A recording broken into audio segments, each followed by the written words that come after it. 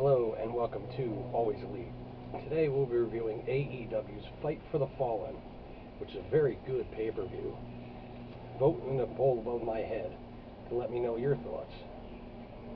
You can choose from 1 thumbs up, 2 thumbs up, thumbs in the middle, 1 thumbs down, or 2 thumbs down. Now this had a lot of matches on the card. We're going to start with the buy-in. The first match was Peter Avalon with Leva Bates versus Sonny Kiss. Now, it's a pretty standard match to begin with. The match only lasted about 5 minutes, but almost all the way through the match, there was some shenanigans with Leva Bates. Sonny bridges underneath a bicycle kick and gives a Pele kick to Peter Avalon, which I thought was pretty cool.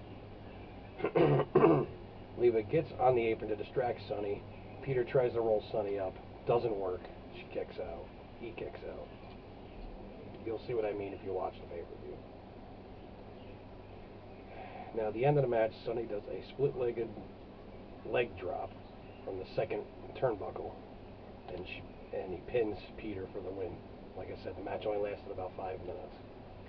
The next one on the card was a women's tag team match, which was not announced prior to the event happening.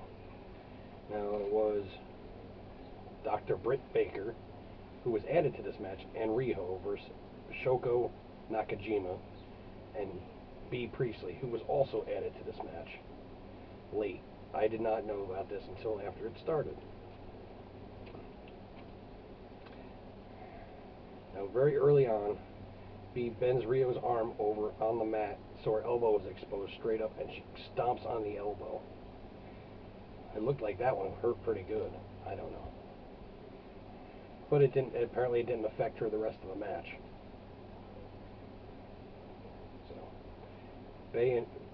B and Shoko continually work on Rio's arm throughout most of this match.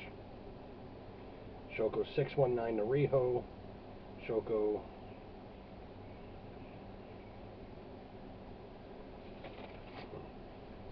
Rio double stomps from the top turnbuckle to Shoko.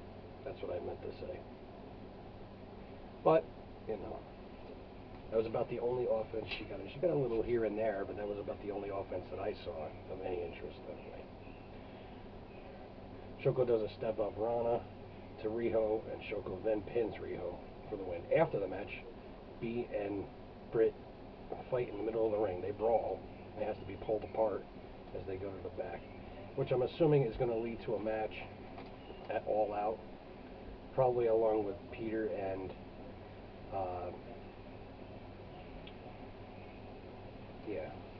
with the librarians.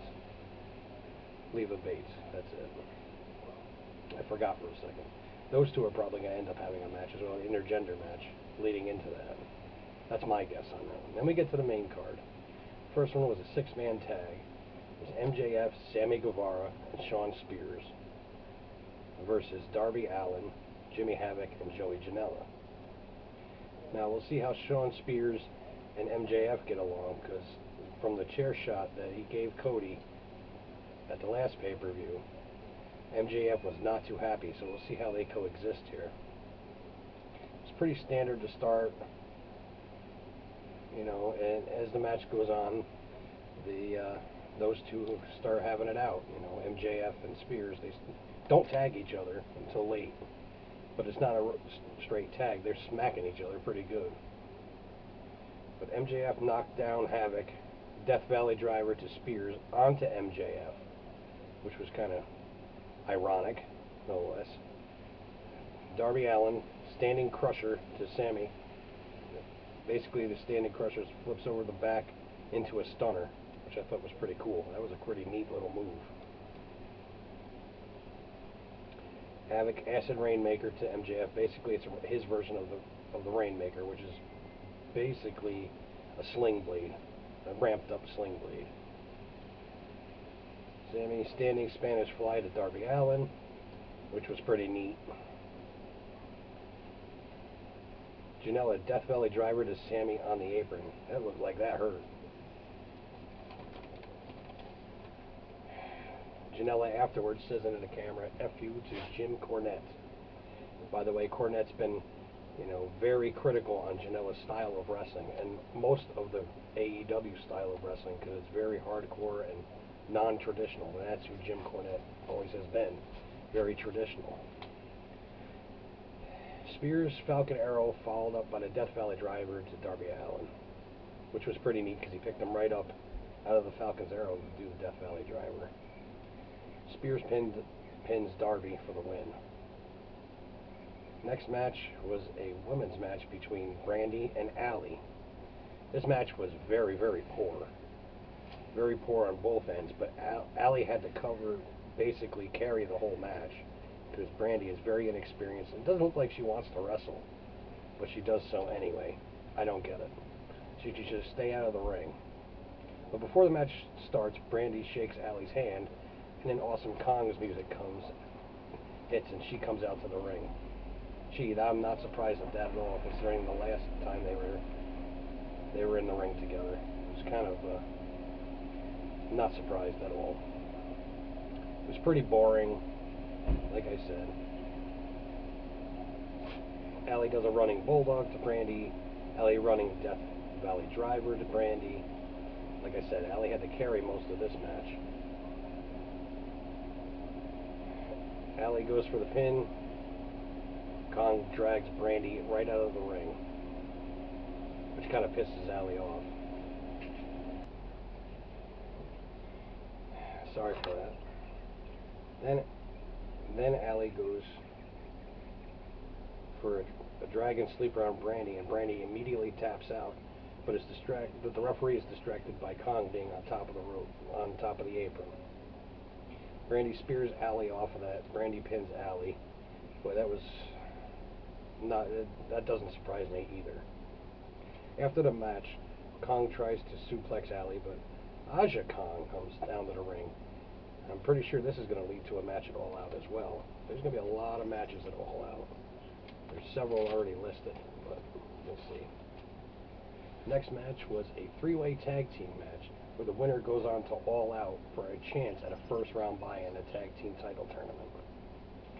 It was the Dark Order, Stu Grayson and Evil Uno versus Jack Evans and Angelico versus Jungle Boy and Luchasaurus with Marco Stunt. That's a fun little tag team right there. It's hilarious to see two little guys with one giant guy. Starts off with great tag team wrestling right off the bat.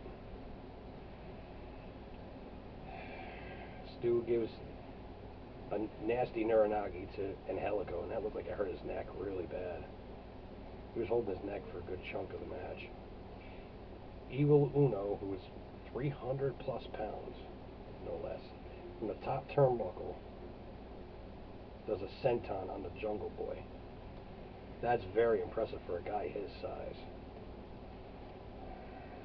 Jungle Boy goes outside in spear to Evil Uno, which is pretty impressive for a small guy. Luchasaurus is so damn agile at 6'7", probably goes 300 pounds, but he is so agile and he can move around in that ring. Luchasaurus standing moonsault to Jack Evans. There's proof of that right there. Marco Stunt gets involved, Hurricanrana to Evans, and then he gets ejected right afterwards. They didn't throw the match out. They wanted the match to have a winner. They just threw Stunt out. Luchasaurus picks up Jack Evans, flips him into the air. Jungle Boy catches him into a power bomb. That was pretty impressive. I like that. Evil Uno puts Jungle Boy into Gory Special. Stu jumps from the top turnbuckle and delivers a cutter.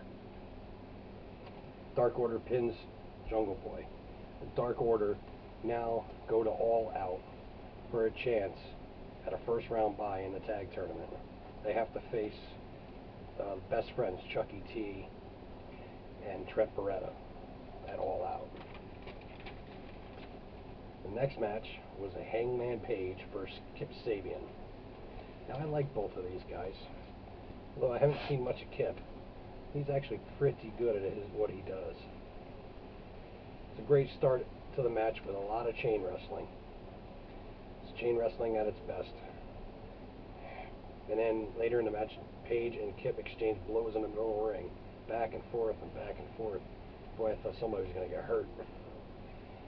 Paige fall away slam into a Northern Lights pin, which is impressive to see. You should see it. He holds on to him after he does the fall away and then just floats over into a Northern Lights. It's pretty cool. Looks like Paige's knee is still bothering him from when, you know, Jericho hurt him earlier in the month, well, last month actually, or whenever the hell they took, you know, whenever that was.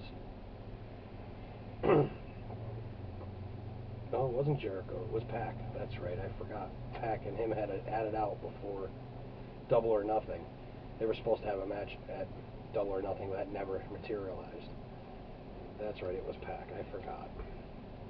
Brain fart. Sorry, guys. Paige moonsault from the top turnbuckle onto Sabian, who landed on it. Then, when he landed on his bad knee, and you could clearly see that it's not 100%, but he was limping after that. But that's okay. Paige is still as good as they come. Paige picks up Sabian and just tosses him out of the ring onto the stage. At this point, I believe that Paige's knee is really hurting him. Paige brings him back in the ring, gives him the dead eye, and he pins Sabian for the win. Right after the match, though, one of the Dark Order's minions comes out, beats up Paige pretty good, and ends in a code breaker. So I already knew before it was all over that it was Chris Jericho in a minion mask, which is a pretty neat idea.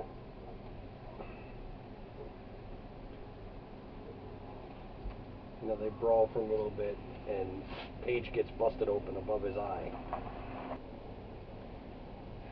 Now, getting back to where I was, I got interrupted again. Sorry, guys.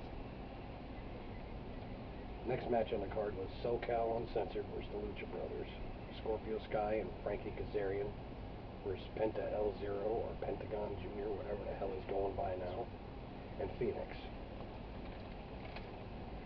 Now, I think the Lucha Brothers are the best tag team on the planet, although the Young Bucks claim to that. We shall see. Right off the start, Daniels gets involved in the match. Gives the Lucha Brothers, both of them, an Arabian moonsault. Ref ejects him immediately. SCU ties up Phoenix legs and gives him a wheelbarrow powerbomb, which is a pretty unique move, I thought anyway. Kazarian seated in the corner, Scorpio Sky in the Tree of Woe on top of Kazarian. Lucha Brothers monkey flip senton to SCU to both of them. Looked like it hurt Kazarian more than it did Scorpio. Phoenix does a rolling double cutter to SCU, which was pretty neat. Great tag team wrestling. This is why AEW is focusing on their tag team division, because it is so good. SCU assisted top rope DDT to Phoenix. Then Pentagon does a Canadian Destroyer to Scorpio, which looks pretty nasty. Pentagon does a package pile driver with Phoenix stomp to Scorpio. Pentagon pins Scorpio. Lucha Brothers win. Daniels comes back out. The Lucha Brothers clothesline him with a ladder. Could this be leading to something for All Out? Then Pentagon decides to grab the microphone and call out the Young Bucks for a ladder match at All Out. Excalibur accidentally spills the beans and said it's going to be for the AAA tag titles, which the Lucha Brothers currently hold, I believe.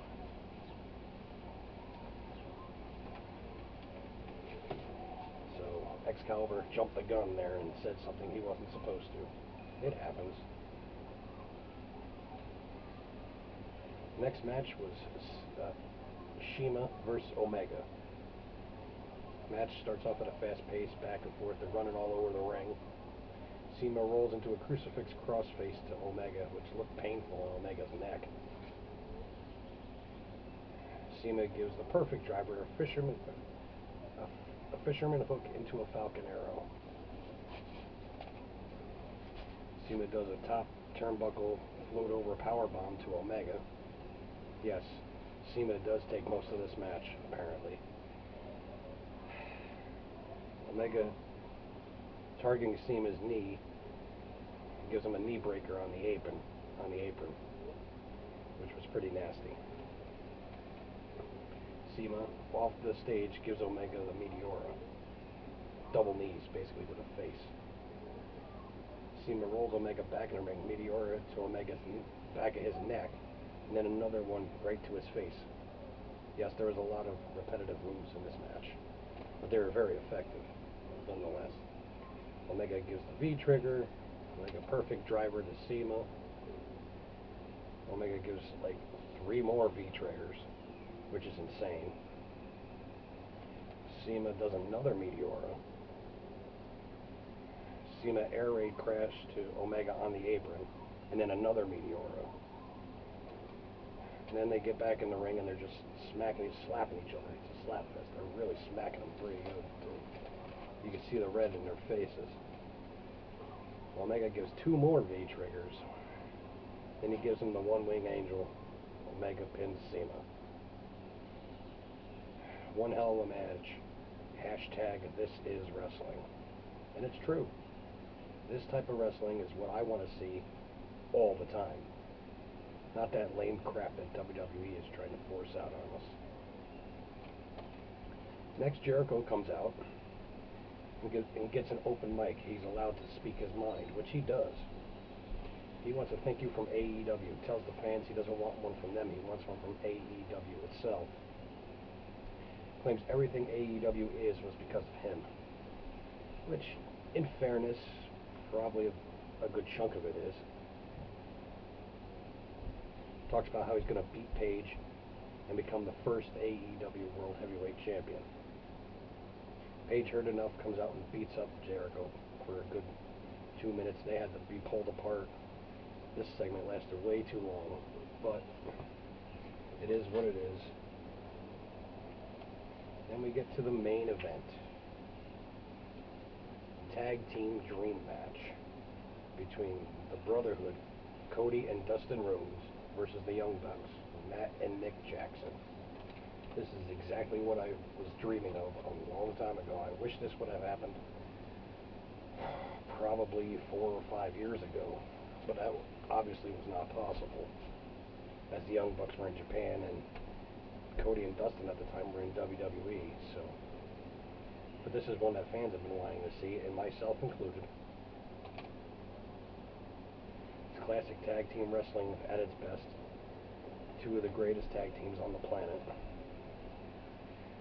The Young Bucks mock the Rhodes brothers by hugging in the ring, which is from what happened from before when Cody asked Dustin to be his partner for this match, and they hugged in the ring afterwards. They had done this a lot on Being the Elite as well. Nick X Factor facebuster to Dustin. As he's doing it, he tells him to suck it, which is obviously a play on DX. They're making fun of him, which I think is kind of cool.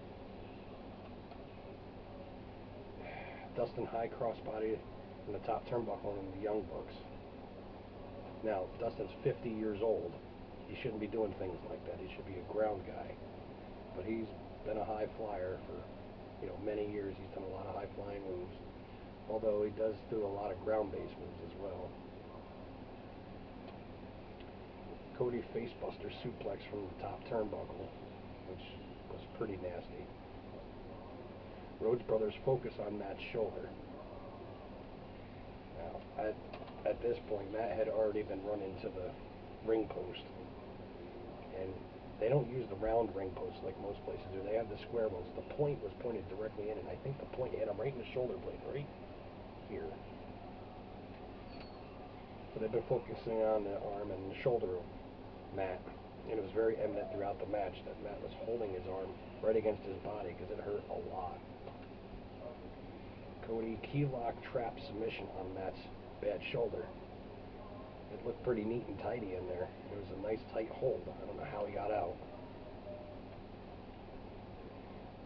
Then Cody transitions into an arm bar on Matt's bad arm. Then Young Bucks do a tandem sharpshooter to the Rhodes brothers. The Rhodes brothers reverse it and turn it into a tandem figure 4 leg lock. which is a little neat move, throwback. Cody disaster kick to Matt's arm. It was supposed to be to his face, but he kicked his arm, and it looked like that one even hurt his arm even more. Assisted crossroads to Matt. This is very late in the match now, at this point. Dustin Canadian Destroyer to Matt, which, yet again, he's 50 years old. He shouldn't be doing stuff like that. Double super kick to the back of Cody's head, where he got hit with a chair, where he had a piece of his flesh missing, where he had his, 10 staples. It looked like it dazed him pretty good, too, when he did it. Meltzer driver to Cody. Young Bucks pin Cody for the win.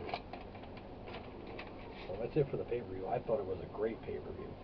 I'm going to give it, outside of the women's match, the Brandi and Allie match, I'm going to give it 2 thumbs up. A low 2 thumbs up, though. It's a great, great pay-per-view. I'll be back with you at some point this coming week to update you on the G1 Climax 29 tournament with the point standings and match results. Until then, always be elite.